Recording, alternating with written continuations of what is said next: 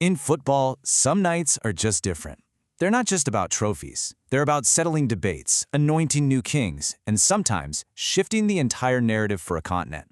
The 2025 CAF Awards was one of those nights, and at the heart of it all was a clash between three of Africa's absolute finest. The entire world was watching. Would it be Mohamed Salah, the ever-brilliant Egyptian, or maybe Victor Osimhen, the powerful Nigerian striker and reigning champion? Or was it Achraf Hakimi, the Moroccan star, coming off a truly historic season with PSG?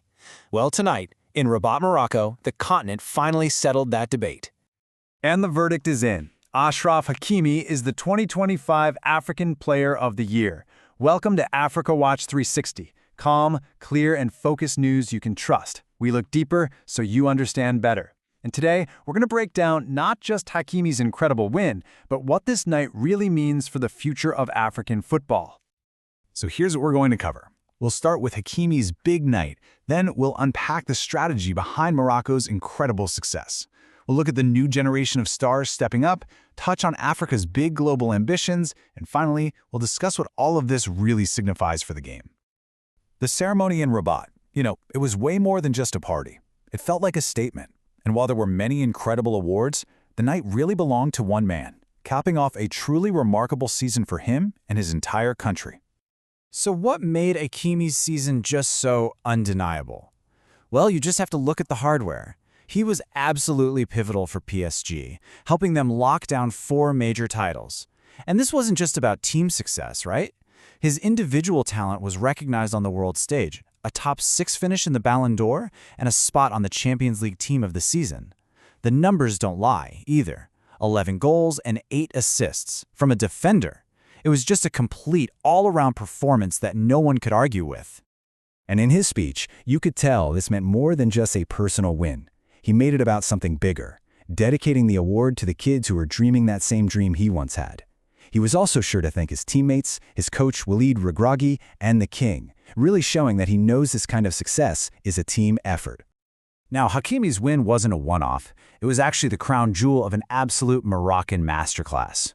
The nation pretty much swept the board. Ren Chebak for Women's Player of the Year, Yassine Bounou for Men's Goalkeeper, and the U20 team as the Men's National Team of the Year. This wasn't just a good night for Morocco, it was a total declaration of dominance. And let's be clear, a night like that doesn't just happen by accident. It's the product of years of deliberate, careful planning. We're talking about a long-term strategy built on smart investment, solid infrastructure, and a really clear vision. This journey didn't start yesterday. You can trace it back more than a decade. It started with major reforms at the Mohamed VI Football Academy back in 2014. Then came the big infrastructure upgrades across the country in 2018. We all saw the first major payoff during that historic World Cup semifinal run in 2022. And tonight? Well, tonight feels like the ultimate validation of that entire blueprint.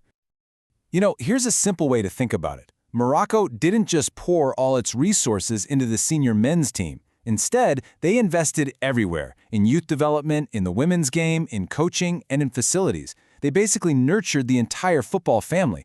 And what we saw tonight, well, that was graduation day.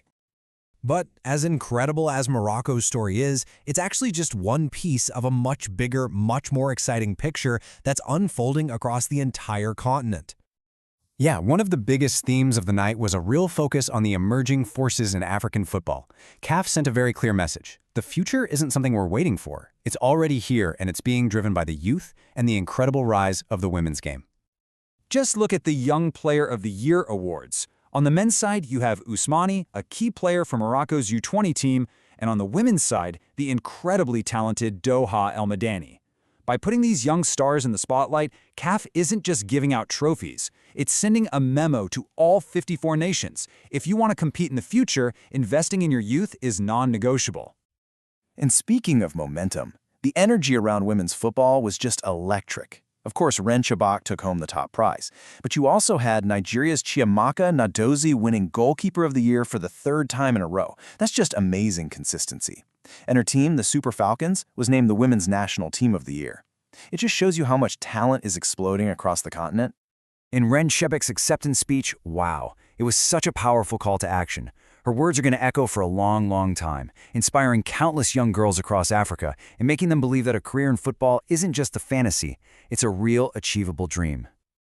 Okay, so let's zoom out for a minute. Beyond all the individual awards, this night was also a major platform for CAF to lay out a unified, ambitious vision for Africa's role on the global football stage. This was about more than just being competitive. This was about winning. And you have to pay attention to who's in the room. Having CAF President Patrice Motsepe and FIFA President Gianni Infantino standing side by side, that's not a small thing.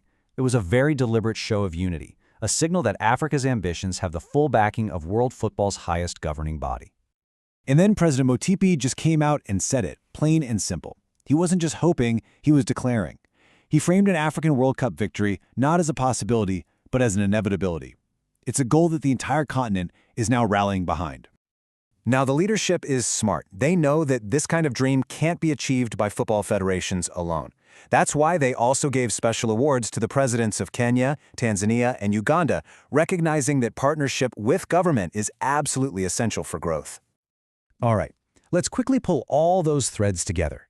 We started with a new king, Achraf Hakimi. We saw how his win was part of a brilliant national strategy from Morocco. Then we saw that same energy in the rise of the next generation and the women's game. And it all leads to this, a continent united, aiming for the very top of the football world. So, after all the confetti and the speeches, what does this all really mean? What does a night like this tell us about where African football is headed? Well, the first big takeaway is that Morocco has given the rest of the continent a proven blueprint. This isn't theory anymore. They've shown that long-term, strategic investment in academies, coaching, and infrastructure works. It's a model that other nations can now look at and adapt for themselves. And the second thing you just can't miss is the unstoppable momentum in women's football.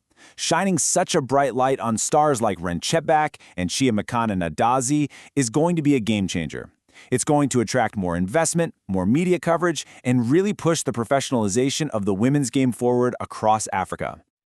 So, you see, the 2025 CAF Awards were really about building the future.